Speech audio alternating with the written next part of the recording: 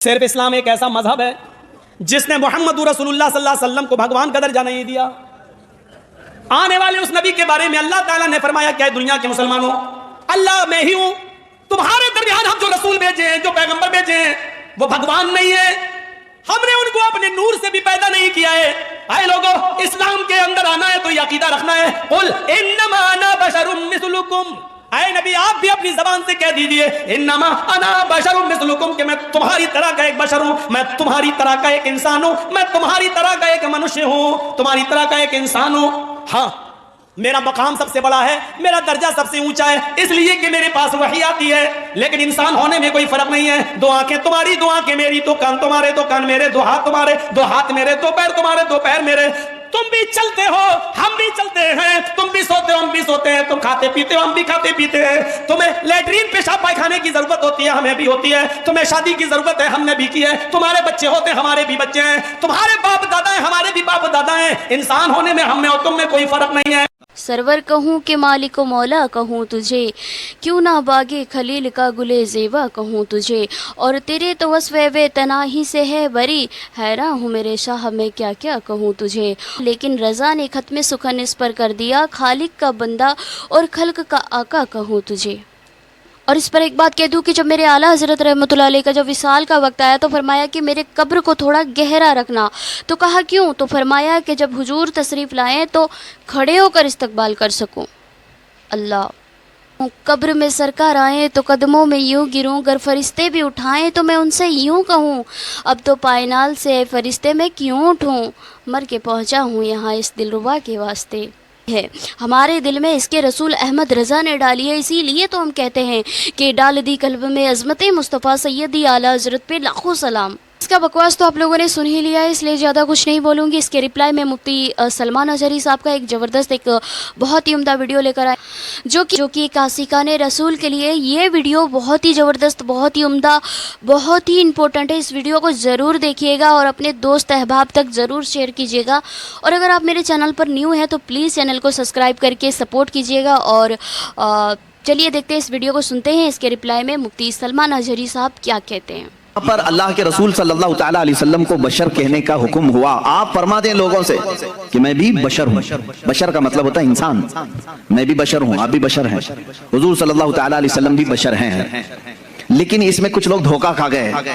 رسول کو کہنے کا حکم ہوا ہے، وہ بھی بشر ہیں، تو ہم بھی کہیں گے رسول ہماری طرح بشر ہیں۔ میرے عزیز، تجھے یہ پوری تفصیل سمجھنی ہوگی کہ اللہ نے کیوں فرمایا رسول کو اپنی طرح بشر، رسول کو کیوں حکم ہوا کہ آپ کہہ دیں بشر ہیں۔ وجہ یہ تھی کہ اس زمانے میں دو قومیں تو بگڑی تھیں، ایک یہودی اور دوسرے عیسائی۔ ان کے پاس اللہ کی کتابیں تھیں، اللہ کی کتابیں تھیں۔ یہودیوں کے پاس تورات بھی تھی، انجیل بھی تھی، عیسائیوں کے پاس انجیل تھی، نبی بھی آئے ان کے پاس۔ لیکن یہ قومیں کیسے بگڑی؟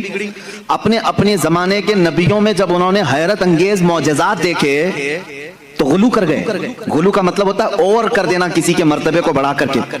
حضرت عزیر علیہ السلام ایک نبی ہیں، اللہ نے ان پر نیند طاری کر دی، وہ 100 سال تک سوتے رہے۔ قرآن پاک میں اللہ نے اس کا تذکرہ بیان فرمایا ہے، 3 پارے میں، سورہ بقرہ ہی میں ہے۔ 100 سال تک ایک ہی مقام پر سوتے رہے، پھر 100 سال کے بعد مولا نے دوبارہ انہیں اٹھایا اور وہ اپنی قوم کے پاس آئے۔ ان کے بچے ان سے بڑی عمر کے ہو چکے تھے، یہ غالباً 33 یا 35 سال کی عمر میں گئے تھے۔ واپس جب اٹھائے گئے 100 سال کے بعد تو ان کی جو عمر تھی وہی تھی، لیکن جو قوم کی عمر تھی وہ 100 سال آگے جا چکی تھی۔ اب اس معجزے کو دیکھ کر کے کئی لوگ ششدر رہ گئے، کیا کوئی 100 سال کے بعد دوبارہ اٹھ سکتا ہے؟ کوئی موت کے بعد دوبارہ آ سکتا ہے؟ تو ان لوگوں نے کیا کہنا شروع کیا، ایسا حیرت انگیز کام ہم نے آج تک دیکھا نہیں تھا، اگر عزیر کے ساتھ ایسا ہوتا ہے تو یہ اللہ کا بیٹا ضرور ہوگا۔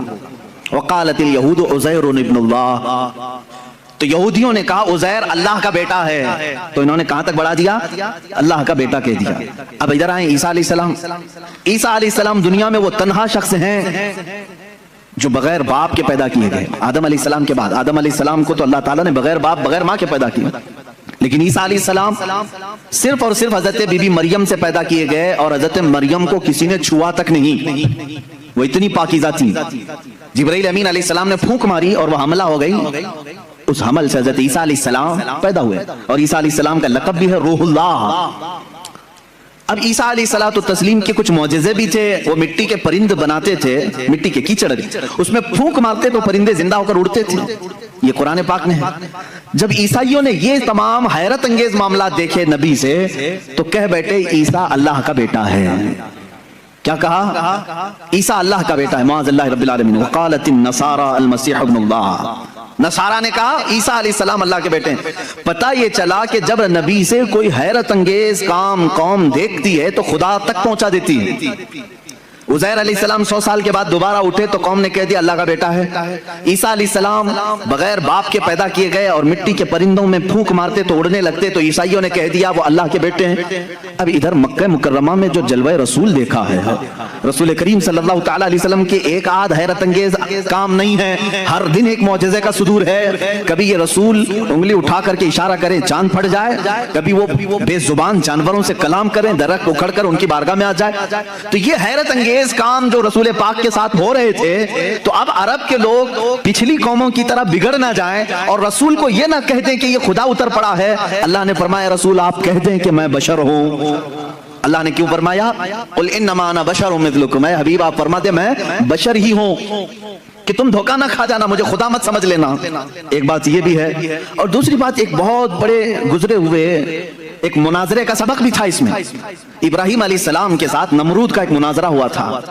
نمرود اس زمانے کا ظالم و جابر بادشاہ, جب اس نے دیکھا کہ ابراہیم ہمارے بتوں کی پوجا بھی نہیں کرتا اور حضرت ابراہیم علیہ السلام کے ساتھ بہت سارے معاملات تھے, وہ ان کے بتوں کو نہیں مانتے تھے, جو ستاروں کی پوجا کرتے ان کی نہیں مانتے تھے, جو چاند و سورج کو پوجتے ان کی نہیں مانتے تھے. ایک دن بلایا اس نے دربار میں.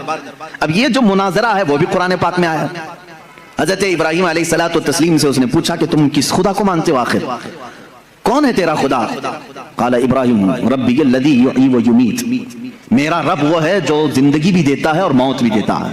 کون کہا؟ ابراہیم علیہ السلام. تو جھٹ سے اس پاگل نے کہا قال انا احیی و امیت, میں بھی لوگوں کو زندگی دیتا ہوں موت دیتا ہوں, میرے پاس بھی یہ کنٹرول ہے, تو مجھے خدا مان لے. ابراہیم علیہ السلام نے پوچھا وہ کیسے؟ اس نے اپنے جیل میں سے 2 قیدی نکالے, ایک کو آزاد ہونا تھا, ایک کو پھانسی کی سزا ہونی تھی.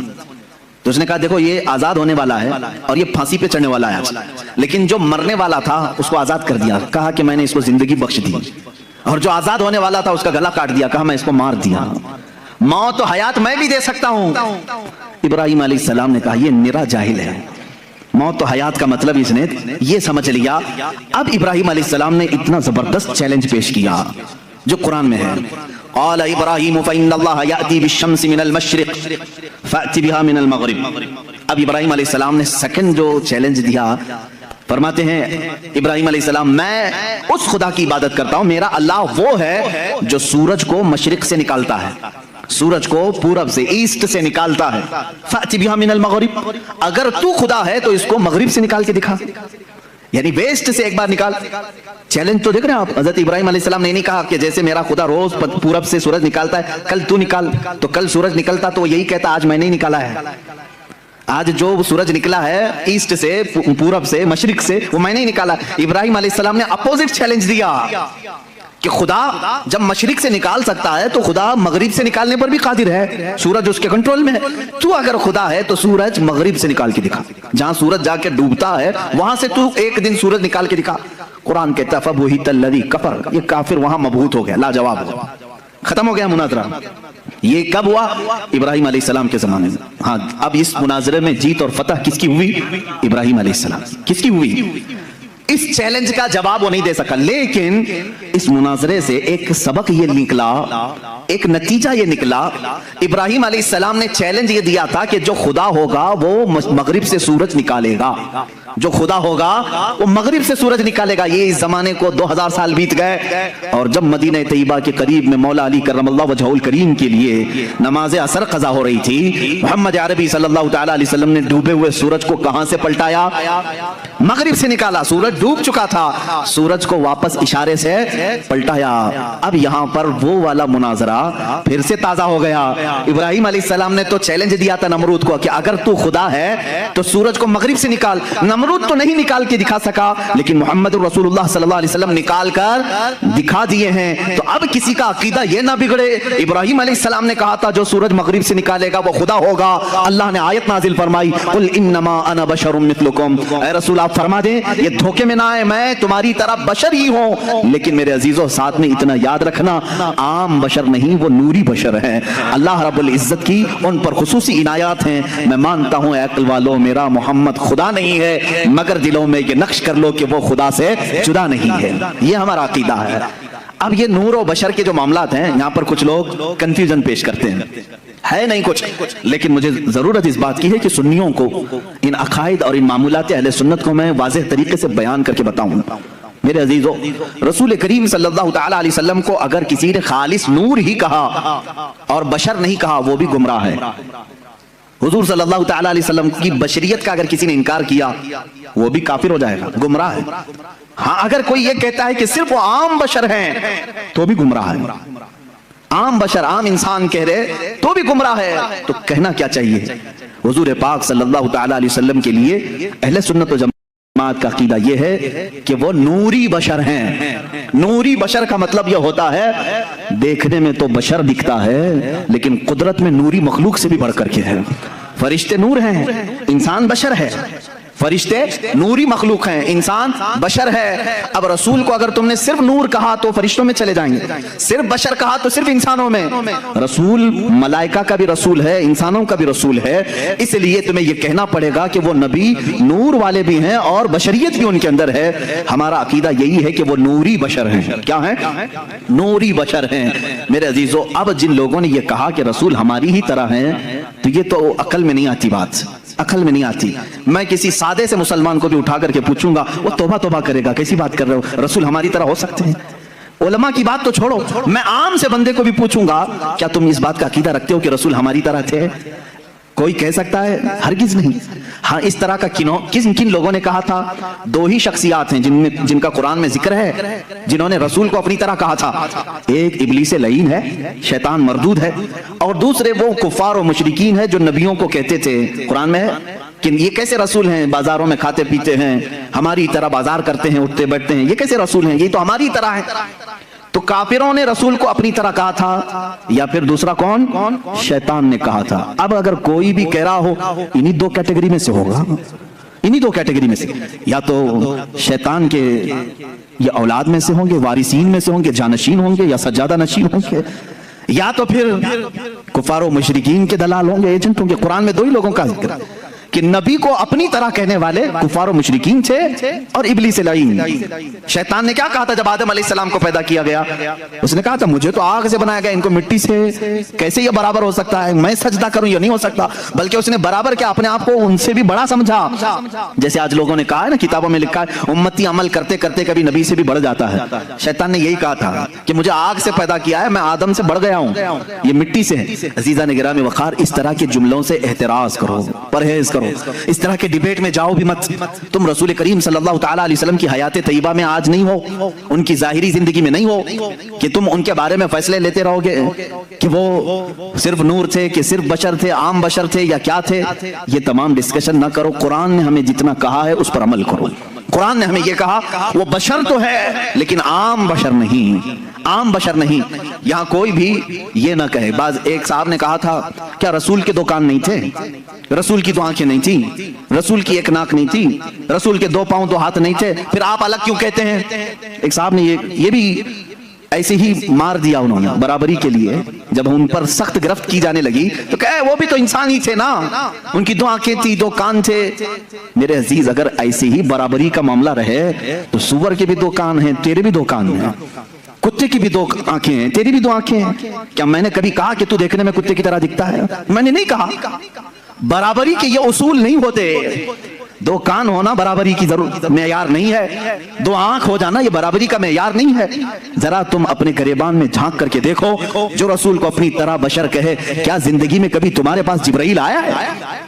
کیا کبھی زندگی میں تمہارے پاس جبرائیل آیا ہے؟ برابری کہنے والے سے میرا سوال ہے، کیا زندگی میں کبھی تجھے معراج کا بلاوا آیا ہے؟ کیا زندگی میں کبھی تجھے انبیاء کی امامت کا شرف ملا ہے؟ کیا کبھی تیری زندگی میں ایسا ہوا کہ تو سو گیا ہو، جنت سے تجھے کھلا پلا دیا گیا ہو؟ وہ خصوصیات تو میرے مصطفیٰ کو عطا تھی، یہ رسول کریم صلی اللہ تعالیٰ علیہ وسلم کی عنایات تھی۔ اللہ کے نبی صلی اللہ تعالیٰ علیہ وسلم عید کی نماز پڑھانے کے لیے مدینے سے باہر تشریف لائے ہیں اور کھلے میدان میں نماز پڑھا رہے ہیں۔ صحابہ فرماتے ہیں جب تک میرے آقا صلی اللہ تعالیٰ علیہ وسلم خطبہ دیتے رہے، نماز پڑھاتے رہے، آسمان کا ایک ٹکڑا ابر بن کر چھاؤں پیش کرتا رہا، سایہ بن کر کے سایہ افغن رہا، اور ہمیشہ میرے آقا صلی اللہ تعالیٰ علیہ وسلم جب کبھی دھوپ میں چلتے تھے تو آسمان کا ایک ٹکڑا ساتھ ساتھ چلتا تھا۔ کیا تیرے بھی یہ خصوصیات ہیں؟ تجھے یہ خصوصیات دی گئی ہیں؟ اللہ کے نبی صلی اللہ تعالیٰ علیہ وسلم کی ہر چیز کو پاک کہا گیا ہے، ان کے لباس کو پاک کہا گیا ہے، ان کے جسم سے ریلیٹڈ ہر چیز کو پاک کہا گیا ہے۔ کیا تیرے لیے یہ خصوصیات ہیں؟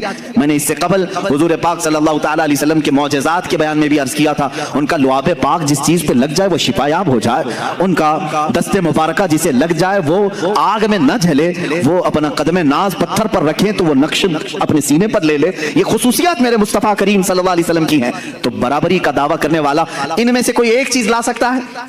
جب نہیں ہو سکتا تو اس طرح کی اندھا دھند تیر اندازی بھی نہیں کرنی چاہیے، ادھر کی ادھر کی پھینکا پھینکی نہ کریں۔